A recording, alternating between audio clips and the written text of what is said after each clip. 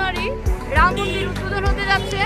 সেই রাম মন্দির উদ্বোধন উপলক্ষে আমরা সবাই রামকে নিয়ে শ্রীরামকে নিয়ে যে উৎসব হচ্ছে সেই উৎসবকে আমরা সবাই মিলে পালন করার জন্য এবং সুষ্ঠুভাবে সেই প্রোগ্রাম যেন অনুষ্ঠিত হয় তার জন্য তার সফলতার জন্য আমরা সবাই মিলে শ্রীরামের পূজার উদ্দেশ্যে শ্রীরামের প্রচার উদ্দেশ্যে আজকে আমাদের এই মহামিছিল।